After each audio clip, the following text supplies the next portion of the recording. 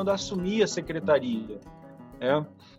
A primeira coisa que eu fiz quando assumi foi levar todos os funcionários para a construção de um planejamento estratégico ao longo de 2 dias. Isso foi muito inspirador, porque também estava com uma estrutura já muito sucateada da secretaria, os funcionários muito desestimulados. Isso é geral no serviço público, infelizmente, pelo fato de, às vezes, de não ter continuidade,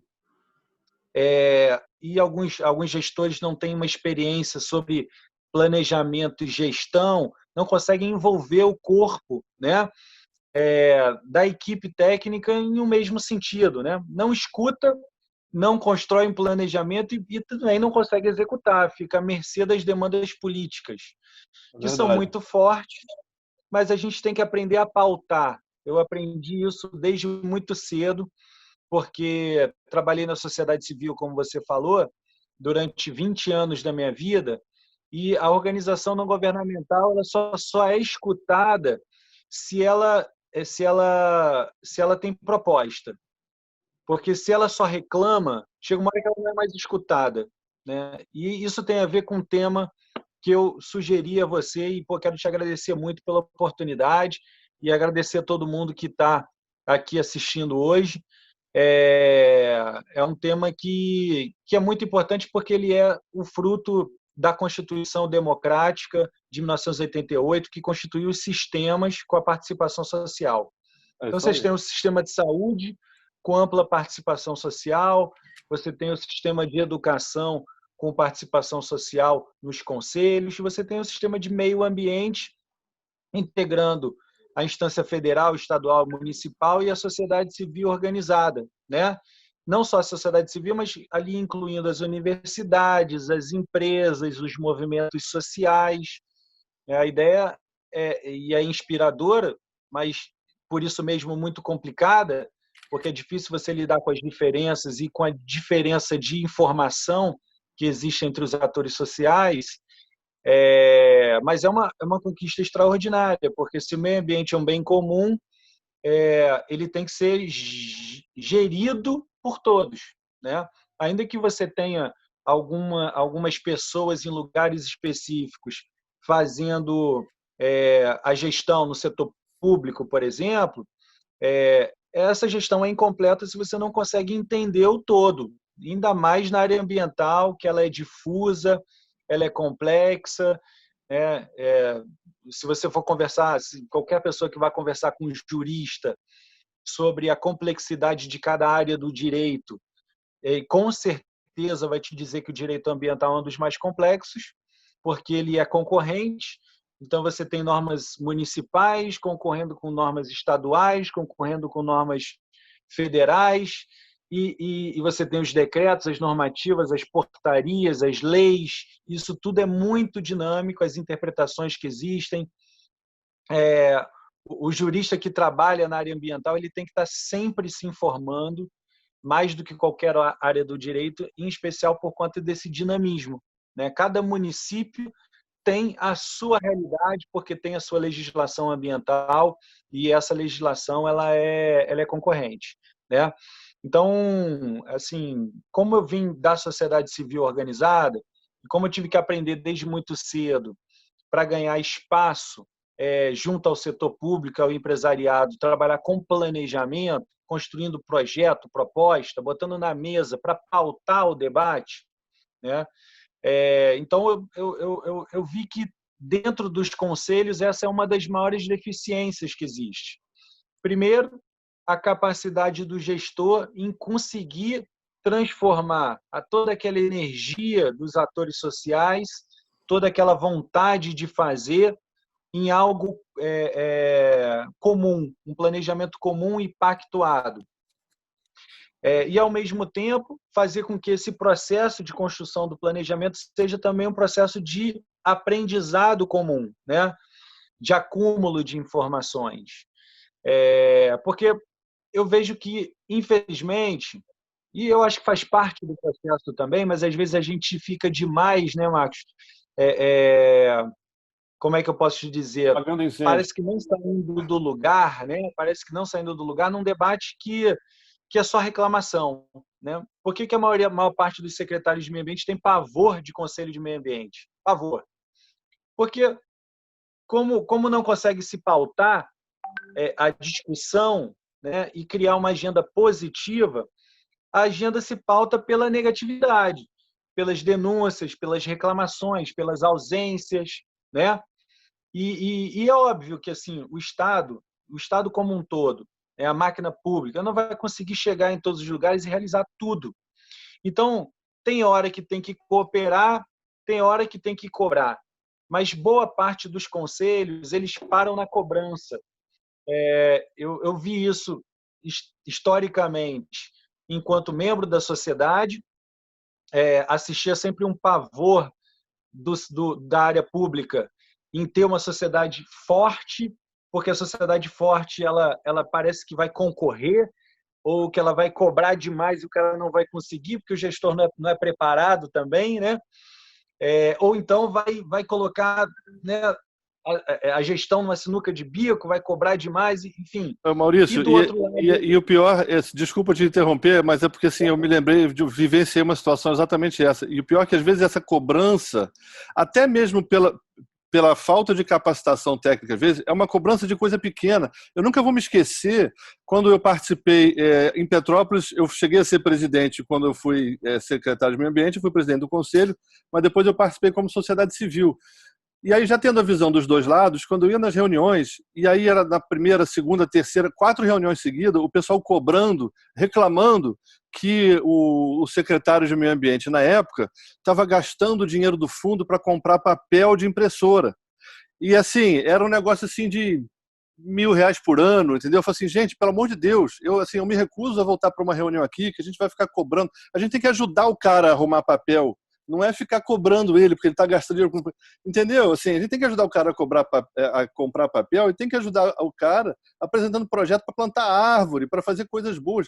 Ele ficar na reunião aqui perdendo meia hora, 40 minutos discutindo que o cara gastou não sei quantas resmas de papel, que usou dinheiro do fundo, se pode, se não pode. Aí chama advogado para ver se a lei permite. E, pelo amor de Deus, então assim, desculpa, eu te interrompi aí, mas é porque eu acho que esse exemplo aí, ele descreve exatamente isso que você está falando. Exatamente, Marcos. Assim, todo mundo que já atuou dentro de um conselho, seja através de qual setor, né? Ou algum que trabalhou no setor público e teve que gerenciar um conselho, participou, teve esse tipo de problema. Reuniões que não são produtivas, que saem todo mundo desestimulado, não querendo voltar para a próxima reunião, né? E, obviamente, você tem que cumprir esse rito, porque parte, por exemplo, do financiamento, ele é vinculado à realização de reuniões do conselho. Então, o ICMS Verde, quando eu fiz parte do grupo de trabalho que formulou a lei do ICMS no primeiro mandato do MINC, né? E representando a rede de ONGs da Mata Atlântica, a gente vinculou de que só receberia recursos do ICMS Verde quem tivesse conselho. E agora, nos últimos regulamentos do ICMS Verde, que você vai poder falar aí com o Emiliano, agora tem que apresentar as atas, e as atas assinadas por todos. E isso vai caminhando cada vez mais para forçar a barra, e é bom isso, forçar a barra para que a gestão participativa aconteça de fato, mas a gente precisa fazer com que os gestores públicos e os gestores dos conselhos saibam trabalhar coletivamente. Tem método, tem método.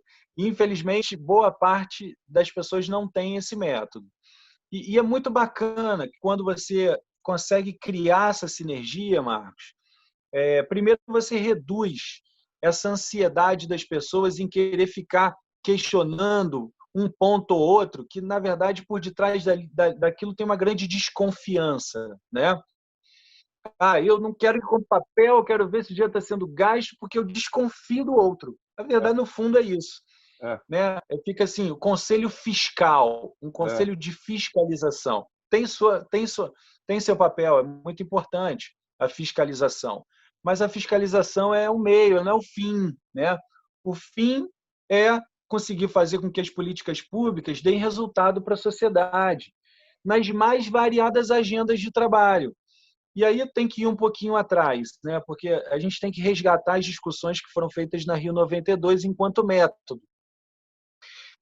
Tem muita gente que diz que, principalmente, quem participa há muitos anos desses órgãos, de conselhos estadual, comitê de bacia, uma certa frustração. É dizer, parece que as coisas não andam. Isso é parte, porque se você comparar como era a gestão ambiental em 1992, né? 92, há pouco tempo, não faz muito tempo, né? Eu era criança, mas não faz tanto tempo assim, né? Você vai ver que não existiam ministérios do meio ambiente em todos os países do mundo, né? Se eu não me engano, em 1992 tinham 2 ministérios do meio ambiente. Hoje, praticamente todos os países têm Ministério do Meio Ambiente. Todos os estados têm suas secretarias de meio ambiente. Todos os municípios, praticamente, têm secretarias de meio ambiente, que antes eram uma diretoria, uma coordenação dentro da Secretaria de Agricultura. E hoje, no estado do Rio de Janeiro, boa parte das secretarias de agricultura estão dentro das secretarias de meio ambiente, como, por exemplo, em Volta Redonda. Então, é interessante ver essa evolução. Às vezes ela é lenta, é um pouco mais lenta, mas ela acontece, está acontecendo. Tá? Os procedimentos de licenciamento ambiental, de fiscalização ambiental, as guardas municipais de meio ambiente, assim, é inegável e é extraordinário como isso avançou. Agora, a gente tem que saber mexer com as ferramentas, né? E são todas ferramentas. A guarda ambiental, o conselho, a secretaria, os departamentos, as unidades de conservação, são ferramentas para poder fazer cumprir aquela máxima da nossa Constituição, que é prover um ambiente ecologicamente equilibrado de diversas maneiras, né? Então, o que eu gostaria de passar aqui hoje, Marcos, para as pessoas que trabalham na agenda ambiental, é que não precisa ter medo da gestão participativa. Não precisa ter medo. A gente precisa ter método para trabalhar a gestão participativa, para pautar a gestão participativa e não o contrário, entende? Para promover sinergia e não fragmentação, para aprender coletivamente e assim a gente evoluir com nivelamento de informações entre as pessoas que participam e que depois vão ficar. Porque, por exemplo, eu agora estou me desligando da Secretaria de Meio Ambiente de Volta Redonda essa semana. Vou ser candidato a prefeito aqui na minha cidade de Miguel Pereira, defendendo a bandeira da sustentabilidade e tal. Como que eu tenho a certeza de que boa parte do legado que a gente construiu e vai deixar vai permanecer? Através dos membros da sociedade, né? O que dificulta a desconstrução das políticas? Que os membros da sociedade estejam envolvidos com aquilo tudo que foi construído. Então, resgatando o que foi debatido lá na Rio 92, cujo principal documento foi a Agenda 21 Global, a gente precisa construir um planejamento, e foi isso que eu fiz. Quando o Marcos disse que eu cheguei lá dentro do gabinete dele, dizendo, eu tenho aqui os projetos prontos, eu tenho os programas, eu tenho os projetos, eu tenho as metas, todas prontas, porque eu fiz esse exercício anterior de construção coletiva do planejamento estratégico da cidade. Fizemos isso em 3 dias. Todo mundo enfurnado, construímos o planejamento, o plano de gestão ambiental integrada da cidade, nas 5 agendas da Agenda 21. Então, quais eram as metas, os programas, os projetos, os subprojetos, com as metas e os recursos e as formas de verificação de cada agenda de trabalho.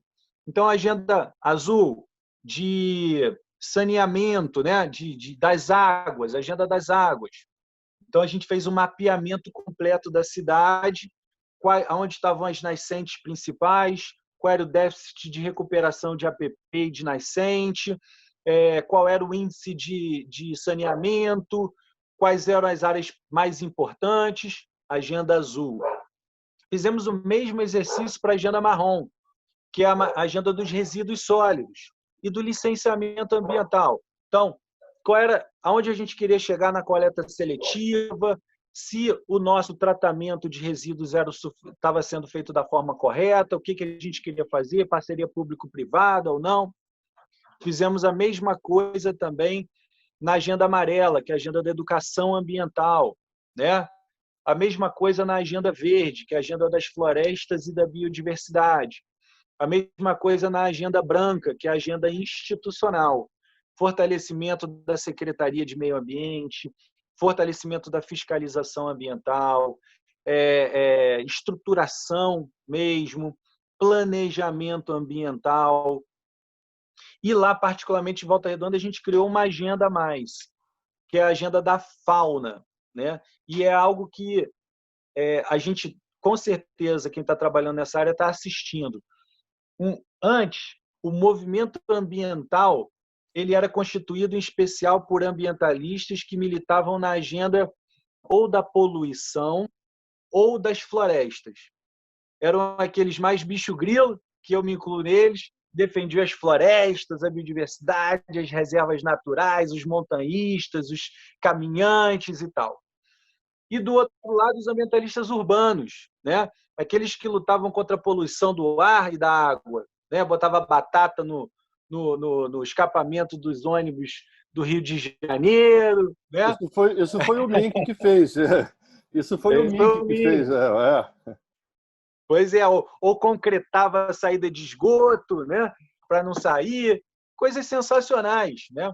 Mas hoje existe um novo caminho do movimento ambientalista que é muito ligado à defesa dos animais. Esse movimento está crescendo extraordinariamente. Tá? Eu tenho aqui várias teses do porquê que esse movimento está crescendo, mas quem trabalha na gestão ambiental municipal tem que responder uma demanda diária do movimento de defesa dos animais. É verdade. Não é pouco. Eles são organizados, eles têm tempo e eles têm, mais do que tudo, um compromisso com a causa que é bonito de ver, mas é difícil. Maurício, difícil de lidar. Eu vou te falar uma coisa aí, aproveitando aí, te interrompendo de novo. Com base na minha experiência também, que já tem bastante tempo, né, da ação municipal, mas é uma função, uma responsabilidade que não está bem definida ainda, no meu modo de ver. Ainda existe um pouco de... tem uma área cinza, né, sobre até onde vai a responsabilidade individual de cada um com a questão dos animais, porque tem isso, né, e onde começa a do poder público, porque eu confesso para você que em alguns debates, em algumas situações de ordem prática, eu ficava na dúvida. Né? Eu vou dar um exemplo, assim, em Petrópolis, tem muita gente que mora perto de mata, a pessoa chegava na secretaria com o esquilinho, com a pata machucada, enfim, alguma coisa, e tinha expectativa de que a Secretaria do Meio Ambiente ia ter um veterinário, ia cuidar da pata do bichinho e tal. E, assim, eu confesso para você que assim, eu ficava muito na dúvida até que ponto esse bichinho não tinha que ser deixado lá para continuar, enfim, para sobreviver no ambiente dele, ou se realmente, né, o ser humano que ocupou o espaço dele tem que pegar ele e cuidar. Eu não estou dizendo aqui que a resposta tem que ser uma ou outra, não.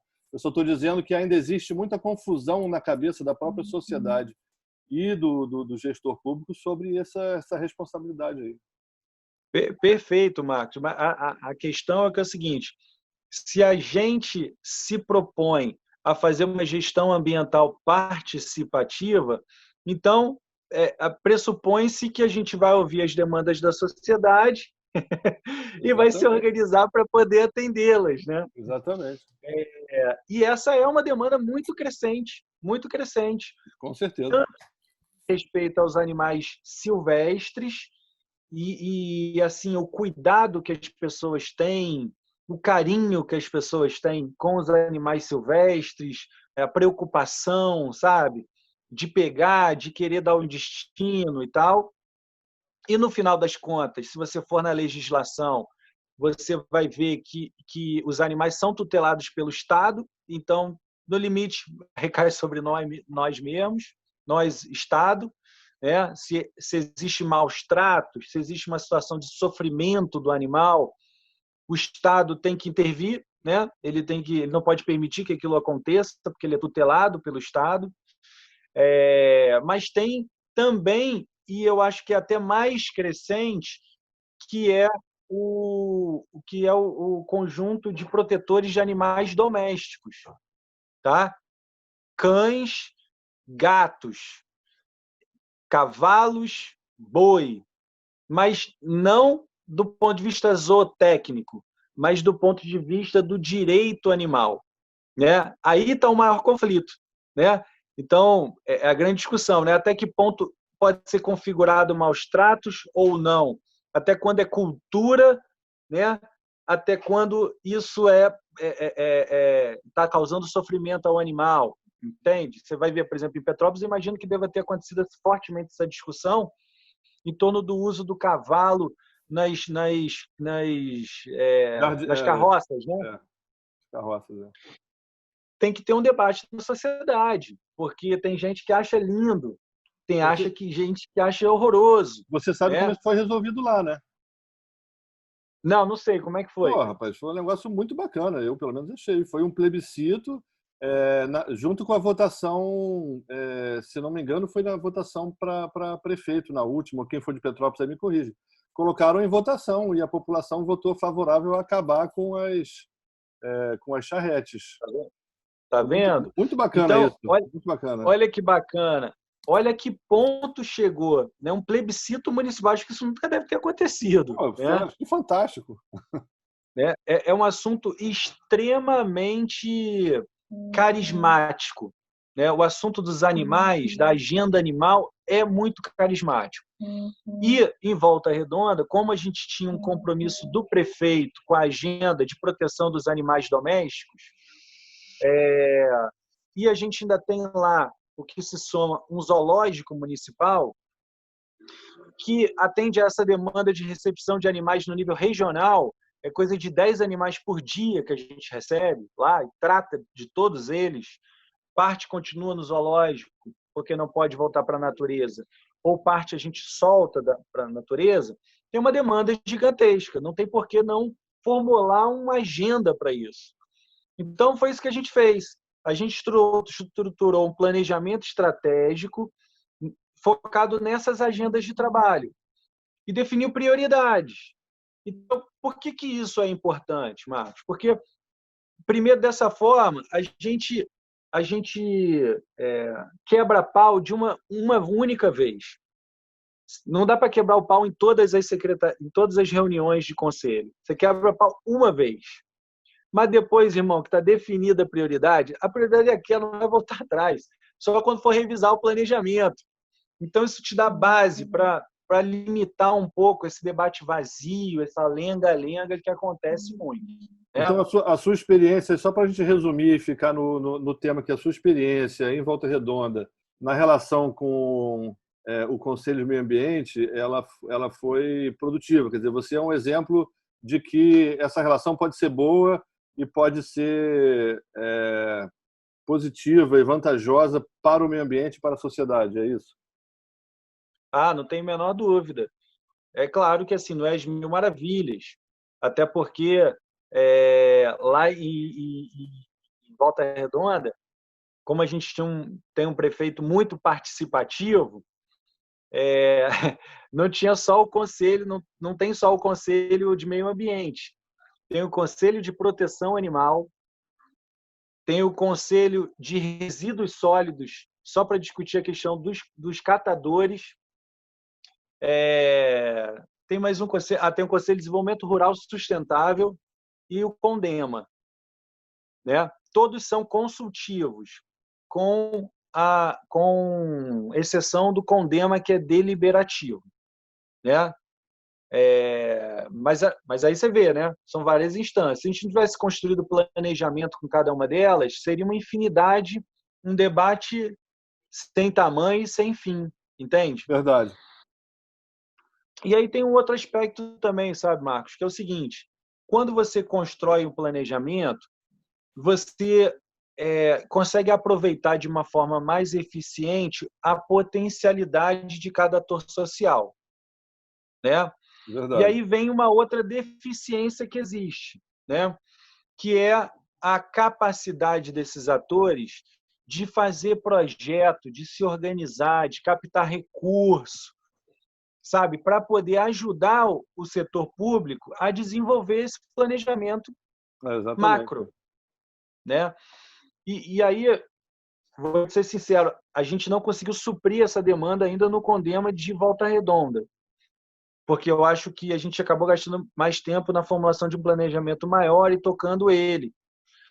Mas isso é algo que eu acho que tem que ser, que a gente tem que ter investimento de didática, de mostrar como a sociedade pode se organizar, como ela pode captar recursos, porque mesmo na crise existem oportunidades, e sabe? E ficar também que a gente tem essa possibilidade de quebrar a cultura, uma cultura muito ruim que existe no Brasil, de que tudo é responsabilidade do Estado. Isso é, isso é péssimo. Tudo, tudo. Beleza, a gente não foge da nossa responsabilidade, mas, pelo amor de Deus, cara, Isso faz não parte de uma dá. cultura, isso é uma cultura paternalista, assim, eu falo isso sempre também. E isso é muito ruim mesmo, porque acaba que a gente fica aqui como o filho, né, reclamando dos pais, né, mas ao mesmo tempo a gente não cobra dos pais porque a gente acha que não tem essa autoridade, né? Isso é um resultado de uma cultura paternalista de Estado, né? Quando acontece alguma coisa, se uma pessoa está lá numa festa, aí põe a mão numa grade e leva um choque, a culpa é do governo. Não é culpa dela que não olhou a placa lá desse tamanho dizendo não entre aqui, ou aquela faixa zebrada, não passe por aqui. Isso a gente, como sociedade, a gente releva, a gente põe logo a culpa no Estado, né? Isso a Abre gente, processo, você tudo. foi assim perfeito nisso aí. Isso não ajuda a gente a evoluir como sociedade, com certeza. Dificulta demais. Eu lembro de uma discussão que eu tive na época fortemente com o André Ilha, que era diretor de biodiversidade, e a gente estava tocando um projeto em parceria com o INEA, e que era a formulação do manual do visitante das unidades de conservação, né? E aí ficou esse debate, até que ponto o Estado tutela e até que ponto a pessoa, o cidadão, tem direito. Porque se eu não aceitar que ele tem o direito ao risco, de arriscar a vida dele, se ele quiser, eu Exatamente. não vou deixar nenhum montanhista subir uma montanha, porque aquele trem é muito perigoso. Eu não Exemplo vou deixar clássico nenhum... é a Avenida Niemeyer, aqui no Rio de Janeiro. A Avenida Niemeyer está fechada, porque se ninguém perguntou à população, se fosse fazer um plebiscito e perguntasse, olha, vocês preferem que a gente abra e vocês passem por ali a seu próprio risco? Eu posso garantir para você que 90% da população que passa, porque depende daquilo, ia dizer assim, não, eu prefiro, eu não quero deixar de usar aquilo ali porque de vez em quando cai uma pedra. Você falou aí certinho, isso tem a ver, deixar com que a sociedade assuma também certas responsabilidades e certos riscos, né? Não pode ser o Estado cuidando de tudo, pegando a pessoa pela mão e levando para lá e levando para cá. Isso é prejudicial, no meu modo de ver. Super, super prejudicial. E ainda mais prejudicial quando a gente propõe que a gente quer construir uma sociedade participativa ou que se utiliza de instrumentos de participação direta, ou da democracia direta. A nossa democracia é muito representativa. A gente elege nossos representantes e eles estão lá e eles vão cumprir um mandato e ponto. E a gente tem poucas ferramentas efetivas de democracia direta, de participação direta, como a gente vai ver em outras sociedades democráticas, né? Que permitem com que o cidadão interfira diretamente. Você vai ver em alguns países, assim como aconteceu em Petrópolis, quando você vai votar para um presidente, para votar eleger um candidato, você vota numa série de temas complexos, de temas polêmicos da sociedade, entende? Aqui a gente não tem muito essa tradição. Talvez a gente possa criar essa tradição em algum momento, assim como a gente vai criar essa tradição de usar a ferramenta dos encontros virtuais, agora pós-pandemia, que a gente possa usar mais as ferramentas de democracia direta. A gente não tem muito isso. Plebiscito no Brasil, eu lembro só do plebiscito das armas. Referendos, acho que eu lembro só um referendo, não me lembro exatamente qual foi. É verdade. Mas, enfim. E a gente está tirando também desse debate, Marcos, os conselhos de unidades de conservação. Na maioria dos casos, dentro dos municípios, você tem unidades de conservação, mas não tem conselhos. Isso se dá, em especial, porque os gestores acham que criando um outro conselho vai esvaziar o outro, né? Lá em Volta Redonda, a gente criou uma portaria que permite com que os conselhos das unidades de conservação sejam representados por um grupo de trabalho do Conselho Municipal. Muito bom. Né? Isso fortalece a instância maior, que é o Conselho Municipal, e não fica criando mais conselho. Né? É verdade. E tem funcionado bem. Assim, tem uma série de conselhos que a gente precisa criar agora, quer dizer, de grupos de trabalho que a gente precisa criar, de novas unidades que a gente criou. Mas eu acho que é esse o caminho, de unificação, de junção disso tudo. Então, eu acho que assim, a grande contribuição que eu gostaria de dar, Marcos, assim, nesse debate rápido com todo mundo não existe outro caminho para a gente garantir a preservação da natureza, senão integrando todo mundo no processo de conservação. Entende? Não tem como.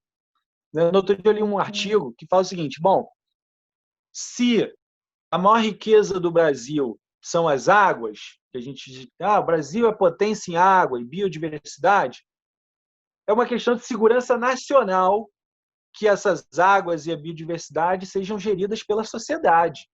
Entende? É questão de segurança nacional, porque se essa é a maior riqueza, nós temos que cuidar dela. Então, assim, não existe outro caminho. Esse caminho é fundamental. É chato, é difícil, mas é fundamental. Tá? A gente vai criando novas lideranças no processo, vai criando sinergia. 2, a gente perde muito, se a gente não pautar as discussões e os debates com planejamento. Então, precisamos aprender a fazer planejamento participativo. Tem método para isso, oficina, tem estratégia, tá? Facilitação, tem que saber fazer, não tem jeito. Isso aí é quase que um requisito para um gestor.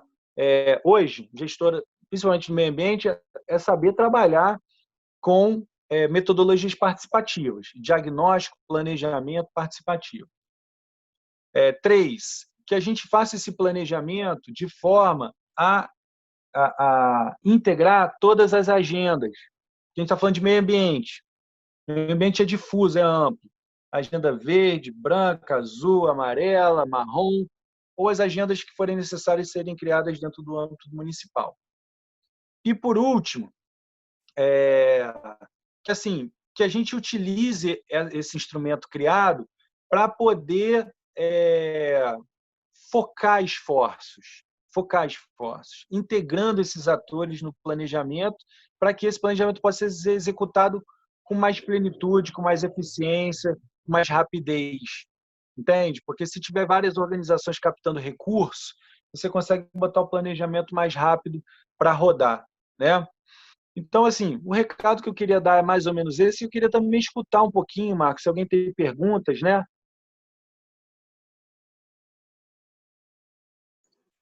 Você está com o microfone desligado. Obrigado. Às vezes eu desligo para não pegar o ruído daqui, aí eu esqueço. Mas eu estava falando que tem, sim, algumas pessoas aqui já se manifestando, com perguntas aqui no chat, mas, enfim, vocês não precisam se ater só ao chat, tá? Quem quiser falar pode dar um clique na mãozinha aí ou desliga o microfone, ou melhor, liga o microfone. Mas tem um comentário aqui da Marta Rocha. Ela diz que mora em Cabo Frio. Queria saber o que a gente acha da privatização das unidades de conservação, criando parques ecológicos com agências reguladoras para monitorar as concessões. Eu vou só para deixar todo mundo na mesma página, Maurício, antes de você dar a sua opinião, que justamente o propósito dessas nossas palestras, né, é capacitar, esclarecer todo mundo, desmistificar questões ambientais, né? Eu entendi exatamente o que a Marta quis dizer, mas é bom deixar claro, não se trata de privatização, pelo menos eu não acho que foi isso que ela quis dizer. A gente está falando de concessão de determinados serviços, né? E aí a gente tem alguns exemplos que realmente são bons, como lá no Parque da Foz do Iguaçu, exemplos que são realmente casos de sucesso, né? Mas o importante é só deixar claro isso. O que existe são concessões em determinadas unidades de conservação, não é para qualquer uma, tem algumas unidades de conservação, aquelas chamadas de proteção integral, do tipo reserva biológica e tal, elas não permitem nem sequer a visitação, mas outras que se possa conceder alguns serviços, né? Você não vai conceder, por exemplo, o serviço de fiscalização. Esse não tem como conceder, esse é um serviço que é do Estado. Então, e agora respondendo a minha opinião, né, depois de esclarecer isso, eu diria que sim, determinadas situações, determinados tipos de unidade de conservação que tenham essa característica de visitação, se for possível conceder para a iniciativa privada gerir essa questão da visitação e tirar uma parte desse recurso para ajudar, aí sim, na gestão, na proteção, na recuperação de áreas e até mesmo na regularização fundiária de unidade de conservação, eu não vejo problema nenhum. Essa é a minha opinião. Eu quero ouvir o que o meu amigo Maurício aí tem para dizer. Eu queria dizer para todo mundo o seguinte: eu ingressei no movimento ambiental quando eu tinha 14 anos de idade pelo preservacionismo. Eu criei uma instituição que chamava Instituto Terra de Preservação. E quem conhece o conceito, a preservação é tipo a reserva biológica, né? Ela fica lá longe e a gente aqui. Protege, né? É claro que isso é tudo fruto de muitos anos de destruição. E aí, quando você tem, né, de um lado, a corda puxando de um lado, você tem que puxar do outro. Então, às vezes, você precisa radicalizar do outro. Mas hoje eu tenho uma visão um pouco diferente, né? Eu acho o seguinte: eu acho que o Brasil é muito grande, é muito diverso. As unidades de conservação, tem unidades de conservação inseridas no meio da cidade. Existem unidades de conservação que são muito distantes. Tem marinhas, tem unidades que são de papel, tem unidades que têm potencial turístico zero, tem outras que têm potencial turístico extraordinário. Então, eu, ao longo do tempo, eu comecei a mudar um pouquinho isso. Eu ainda acho que as categorias de unidade de conservação de proteção integral tipo reservas biológicas e estações ecológicas, essas são papel do Estado, 100% do Estado. Ou seja, o Estado tem que construir um planejamento do sistema como um todo e entender de que maneira que ele vai sustentar todo esse sistema, compreendendo que algumas unidades de conservação vão ser provedoras de recursos e outras vão ser consumidoras de recursos. Entende? No estado do Rio de Janeiro, por exemplo, a gente vai pegar uma unidade como Floresta da Tijuca, né? Pegamos todas as unidades, federais e estaduais, tá?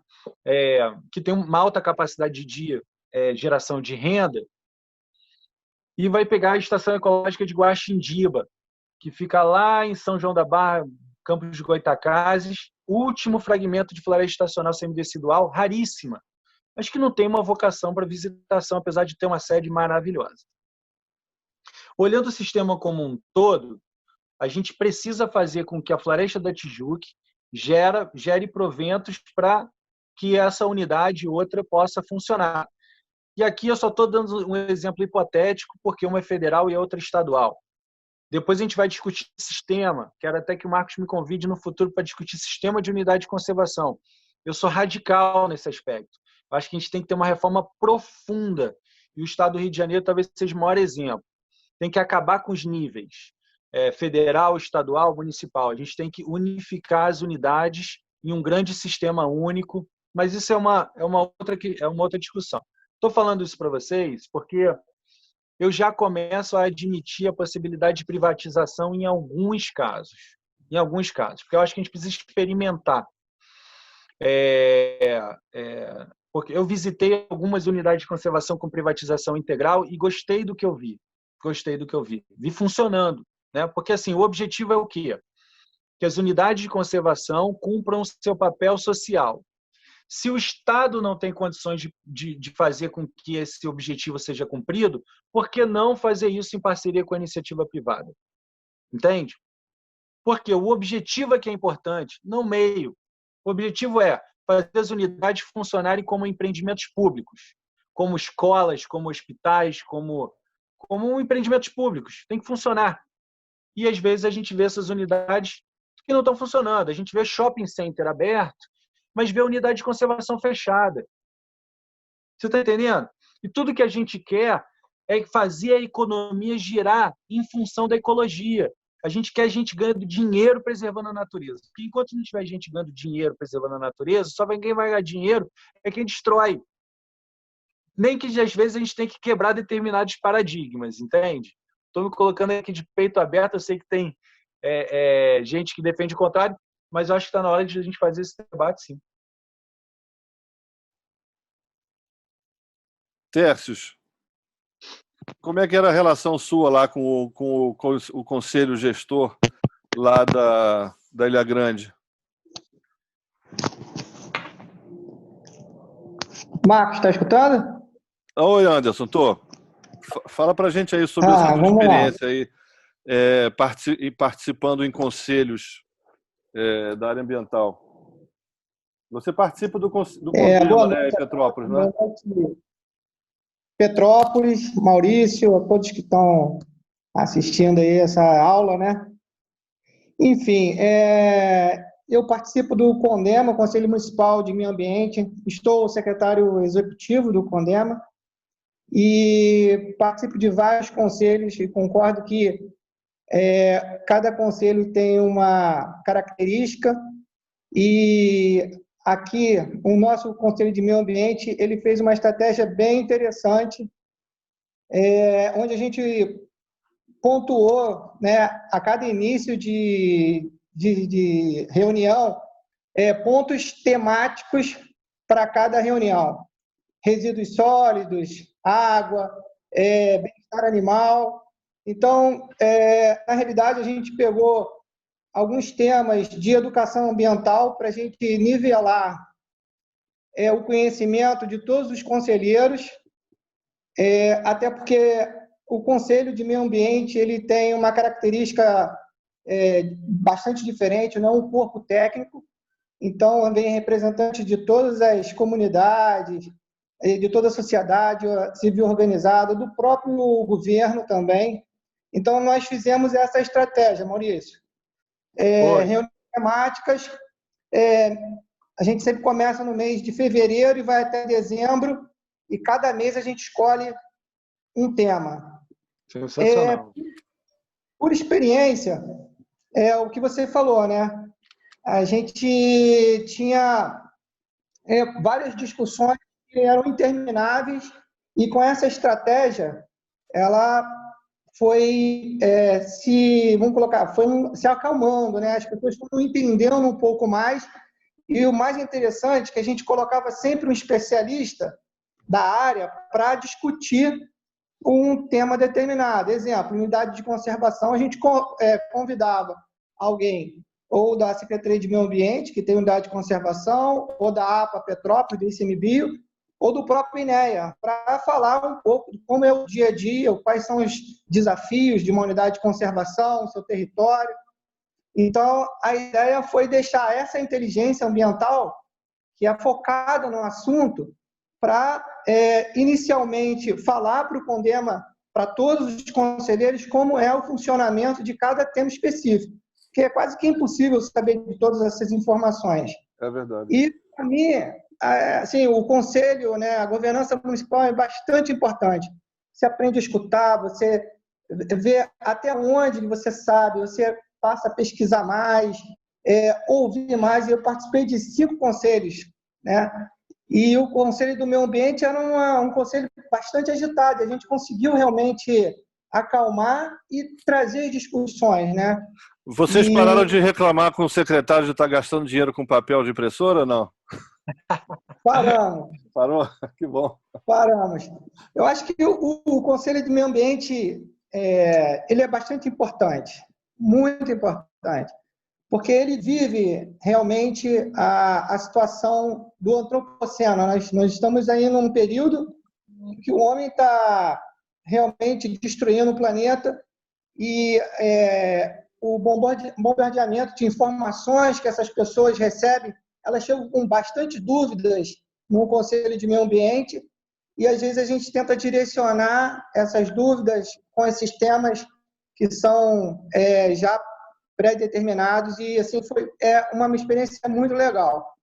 O secretário de Meio Ambiente, né, nós tivemos 3 mudanças de secretário de Meio Ambiente em Petrópolis, mas mesmo com as mudanças, né, o secretário executivo é que tem que fazer aí as atas, né? E cada um geria de uma maneira, e agora está com a sociedade civil organizada, né, com a doutora Roberta, e eu continuei sendo o secretário executivo. Eu acho que o mais assim, legal é que o próprio Condema percebeu que você ter as atas em dia, né, é um benefício para o próprio município por conta do ICMS ecológico. Né? Então, assim, a gente organizou o Condema em Petrópolis, né? O Conselho de Petrópolis tem uma vantagem, viu, Maurício e demais colegas aí, porque eles permitem, coisa que nem todo conselho tem, ele tem um rodízio na presidência do conselho. Então lá, eu não sei como é que é em Volta Redonda, mas lá em Petrópolis você pode ter num ano o secretário de Meio Ambiente como presidente do conselho e você pode ter a sociedade civil como presidente do conselho na gestão seguinte. Eu acho isso importantíssimo e não é todo o conselho que permite isso aí. Então, isso também eu acho que é bacana de discutir. Ô Anderson, eu queria perguntar para você uma coisa que eu vou aproveitar esse nosso ciclo de palestras para perguntar para as pessoas que participam do conselho, porque é uma preocupação minha. Você vê como possível, mesmo depois da pandemia, as reuniões de conselho continuarem sendo virtuais, assim, porque isso seria fundamental para a gente poder avançar na participação. Você acha que isso é viável ou você sente uma rejeição lá dentro do seu conselho aí com relação a isso? Eu acho que é super viável. A pandemia ela está mostrando para todos nós um outro cenário de aproveitamento de tempo. Nós temos diversos conselheiros que moram longe e podem realmente ficar em casa, dentro da sua segurança, e poder participar do conselho virtualmente. Eu acho que é um ganho para toda a sociedade. E eu acho que nós vamos aumentar essa capilaridade de conhecimento, Maurício e Marcos, porque a partir do momento que você faz uma videoconferência ou participa de uma reunião, você tende a capilarizar o que acontece dentro de um conselho. Você pode convidar mais pessoas e essa questão do conselho passa a ser mais integral, né? Toda a sociedade pode, inclusive, participar, porque às vezes as pessoas elas não participam porque acreditam que aquele é só um grupo fechado. É verdade. Então, eu acho que pós-pandemia, eu acho que tem de ter maior participação da população. Que bom. Eu quero acreditar nisso mesmo. Maurício. Oi. Concordo plenamente. Isso não pode acontecer de uma forma natural, isso tem que ser incentivado. Eu vou fazer aqui a meia-culpa. Eu ainda não usei essa ferramenta em tudo, mas eu preciso usar. É uma atitude ecológica que eu preciso adotar, com certeza. E eu acho que a questão da participação social realmente vai aumentar muito, porque a pior coisa que tem é essa coisa de deslocamento, ainda mais quando é uma cidade grande, mas tem representantes de instituições que não moram no município. Eu acho que isso vai vai melhorar bastante. Agora, eu queria ouvir de um amigo meu que foi chefe de unidade de conservação num lugar bem difícil, provavelmente, inclusive, até para a internet, que é a Ilha Grande, né, Tercios? Será que esse legado aí da pandemia, que é essa participação, aí a gente poder fazer reuniões pela internet, a gente vai conseguir isso também lá na Ilha Grande? O que você acha, Té? Pois é, boa noite, Marcos, boa noite, Maurício, boa a todos os participantes aí dessa palestra muito engrandecedora, né? A gente está sempre aprendendo, como o Maurício falou agora há pouco tempo, né? A gente pensava lá atrás em preservacionismo e a gente vai se adequando em todos os momentos da nossa vida, né? A cada passo que a gente vai dando, a gente vai aprendendo um pouquinho mais. Então, obrigado, Marcos, por você estar nos propiciando, né, mais esse aprendizado aí. Bem, falando de Ilha Grande, né, passei 2 anos lá como gestor do Parque Estadual da Ilha Grande, assim como também a Reserva Biológica Praia do Sul, e o Aventureiro também, que é o RDS, né, uma Reserva de Desenvolvimento Sustentável. Então, abarquei 3 unidades de conservação, bem dizer, quase englobando a Ilha Grande como um todo. Lá nós temos, e hoje em dia, né, sou morador da Ilha Grande, né? Saí das unidades de conservação, saí do INEA, mas continuo morando lá, né? Então, toda essa logística da Ilha Grande tem a sua complexidade, né? Maurício teve a oportunidade lá de estar com a gente no projeto de uso público, né? E a gente sabe que Ilha Grande tinha toda uma especificidade, né, em todos os pontos. Ou seja, mas eu acho que pega celular em todos os lugares, não pega? Não entendi? Hoje pega celular em todas as praias da ilha, não pega? Não. Pouquíssimas praias, digo. Né? Tem diversas áreas da Ilha Grande, principalmente as voltadas para a área sul da ilha, né? Nem energia elétrica temos. Então, diversas localidades não tem. As principais nós conhecemos que são voltadas para o continente. Então, ali você tem um pouco do sinal que vem do continente, a energia elétrica também, quando é abastecida pela concessionária. Os restantes são geradores, placas solares, ou seja, outros tipos de energia, né? Mas grande parte da Ilha Grande não é abastecida por celular, nem tampouco internet, né? Então, toda essa logística tem o seu diferencial na Ilha Grande. Mas é muito importante a gente estar vivenciando isso aqui, e eu dou plena razão ao que você falou, e o Marcos também, sobre a questão que vocês estavam comentando sobre a privatização das unidades de conservação, mas, sobretudo, de alguns segmentos de serviços voltados ao uso público. E isso nos dá um conforto, não somente de estar propiciando oportunidades ao nosso visitante, né, que é uma pessoa que, de certa forma, tem um pertencimento com a causa ambiental, assim como também a gente falar sobre a questão da sustentabilidade econômica e financeira da unidade de conservação. A gente não pode mais estar naquela questão de tentar ainda, através somente dos recursos públicos ou através de recursos de compensação ambiental, desempenhar, de fato, o papel de conservação, preservação das unidades de conservação. Então, um balanço, né, que a gente consiga colocar na balança um pouco desta iniciativa privada e poder público e, sobretudo, sociedade civil inserida dentro desse contexto, e aí eu acho que a gente começa, de fato, a avançar dentro dos nossos propósitos, entendeu? Eu acho, Maurício, que você pode dar uma super contribuição nas fases do projeto de uso público que nós tivemos nas unidades de conservação do Estado do Rio de Janeiro.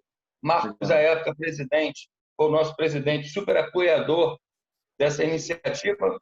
Eu não posso deixar de citar a Manuela Tambellini, que é uma turismóloga, inclusive continua lá no INEA, que foi que deu um kick-off, né, o pontapé inicial, a título de Estado do Rio de Janeiro, nessa questão da gente estar olhando o visitante como um grande parceiro na questão do pertencimento, a questão da conservação e preservação das nossas unidades.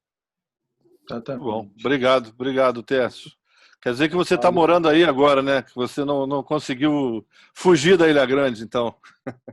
Não consegui. Acabei que a parte amorosa, não só pela Ilha Grande, mas também pessoal, me prendeu na Ilha Grande, e isso foi um grande legado em todos os sentidos. É bom saber. Quando acabar essa pandemia aí, eu vou fazer uma visita a você aí, Tércio. Super bem-vindo, Marcos. Você é um grande amigo. Bom, gente, eu acho que foi um excelente debate. A gente começa muito bem aí esse ciclo de palestras. Eu quero mais uma vez agradecer o Maurício, o Anderson, o Tércio, todo mundo que participou, a minha amiga Alice, secretária de Meio Ambiente de Três Rios, que está aqui também na